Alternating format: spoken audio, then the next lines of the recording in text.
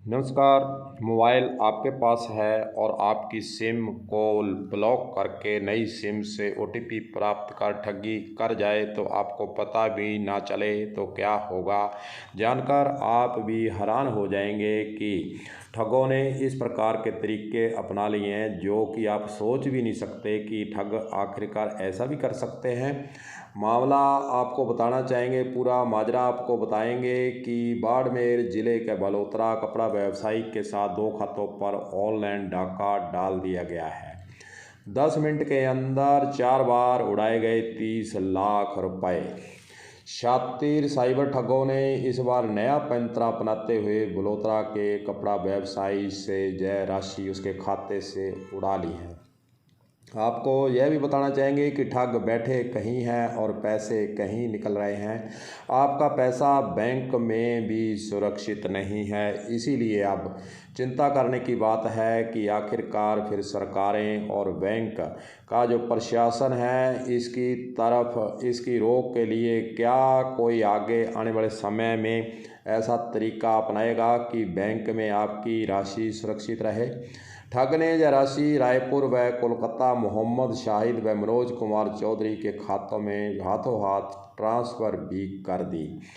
और बलोत्रा के कपड़ा व्यवसायी को जब वह बैंक में पैसे जमा कराने के लिए गया और अपनी स्टेटमेंट उसने निकलवाई तो यह ठगी उसके साथ जो हुई है सामने आई है कि सिम लॉक कर उसी सिम से ठगी करने का, हालांकि यह पहला मामला है।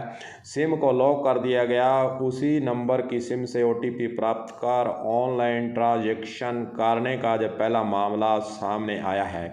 हालांकि वारदात होते ही national cyber crime reporting portal पर शिकायत दर्ज करवाई गई है और आगे की पड़ताल भी जारी है।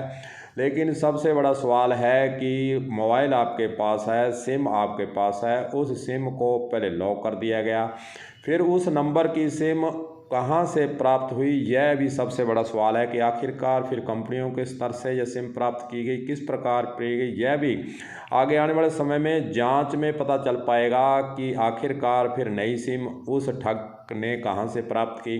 कहीं ना कहीं जो ऑनलाइन कंपनियां हैं, ऑनलाइन जो मोबाइल की कंपनियां हैं, कहीं ना कहीं उसकी भी इसमें मिलने की, सामने आने की संभावना ज़रूर है कि कहीं ना कहीं वह भी मिली हुई है, नहीं तो सिम किसी के द्वारा किस प्रकार प्राप्त कर ली गई। लेकिन जो भी हो, लेकिन यह पहला मामला है कि सिम को लॉक कर उसी सिम पर ओटीपी प्राप्त कर आपके खाते से पैसे उड़ा लिए गए हैं। चिंता अब सभी को होनी चाहिए कि आखिरकार फिर हम सेफ नहीं हैं, हमारे खाते सेव नहीं है, हमारे पास मोबाइल है, हमारी सिम है और हमारे को बिना बताए ही नई सिम से ओटीपी प्राप्त कर ले, यह है चौंकाने वाली बात है और सब के लिए चिंता की बात है।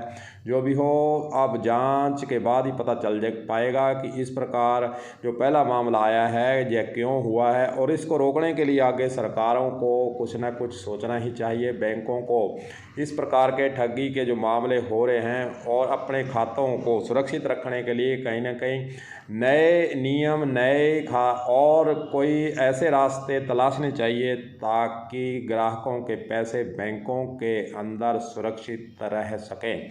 कलम न्यूज़ के लिए गुरदेव सिंह सैनी की हनुमानगढ़ से रिपोर्ट।